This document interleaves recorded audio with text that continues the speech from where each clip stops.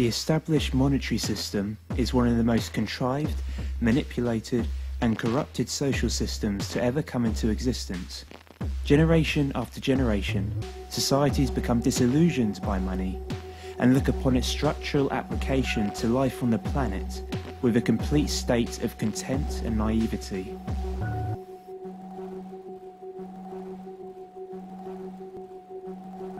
Day by day, when people across the world enter their places of employment, money becomes an unquestionable thing, and the need to stay alive and to financially make ends meet is a priority.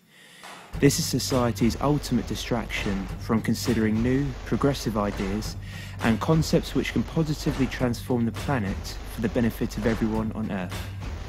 Hostility towards new ideas is commonplace, and psychologically, people prefer their reinforced notions of life. If you've lived in a monetary system for the whole of your life, you're bound to feel emotionally hostile towards a certain initiative which could cause disruption to your personal identity, your occupation, and generally your whole way of thinking.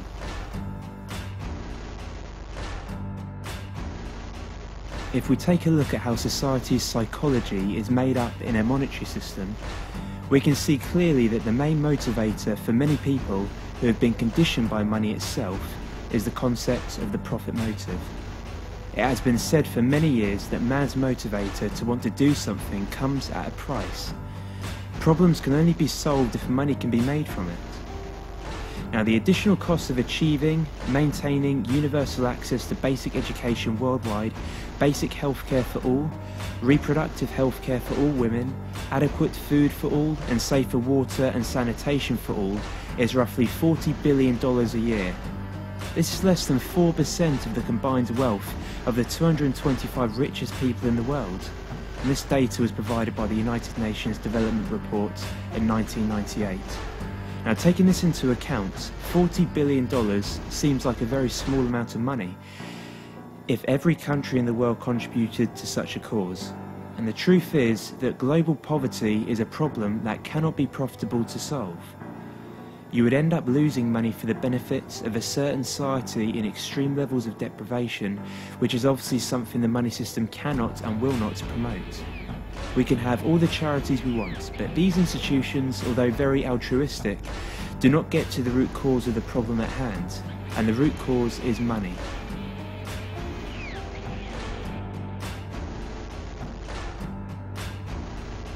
A profit motive also brings about competitive behaviours in the marketplace. Some would say that this is a good thing and a benefit to the progression of society. While it is reasonable to say that competition in the market is good for industries to progress and update industrial and technological ideas, it also comes at a negative cost to the environment. As an example, you have many mobile phone companies at the moment, all competing to create the best and most affordable device for the market. Think about all of the wasted resources and manpower that goes into this competitive ideology, when it is logically much more efficient to encourage cooperation, to share ideas, and to work together to create the best mobile phone that we as human beings can create using the best and most up-to-date technologies available. The incentive in this example would be to produce a contribution to society as a whole. Now, of course, this rational kind of thinking is not permitted in the money system because profit is priority and human concern is secondary to this. On the topic of motivation, some may think that it is in our nature to compete. But this level of thinking does not take into account the thousands of years of scarcity that has been in our environments whilst living on Earth. The environment shapes our behaviour and values towards others. Think back to when you were a small child. Think how curious you were and how you constantly interacted with your environment, building new neural connections without a monetary profit incentive. You carried out these interactions with your environment freely, with no money considered. Our natural curiosity to do things and to discover new ideas is immediately stripped away when you've grown up into an adult, being further compounded by money when thinking about your actions and what to do in life. A lot of people base their opinions of human nature on zero scientific evidence, and the very fact that we, as human beings, have a large cerebral cortex of the brain, capable of learning new behaviours, goes very far in understanding how the environment around us impacts on our psychology. The very nature of money itself is mathematically and logically unsustainable. We have an economy that is based on a fantasy of infinite growth on a finite planet. Our current social system does not take into account the fact that we live on a planet with limited resources, and what we actually need is a social system that can intelligently manage the Earth's resources not just for one country, but for all the world's people.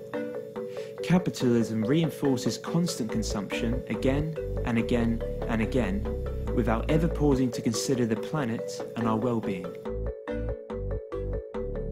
It would take more than 5 Earths to be able to sustain the world population if everyone consumed resources at the same rate as the United States, according to the New Economics Foundation. Constant consumption is all done in the name of profit, and as previously discussed, profit is a complete contrivance and irrelevant to human progression. There is another way, a different direction, which takes into account the environment, sustainability, human well-being, and eliminating poverty and deprivation.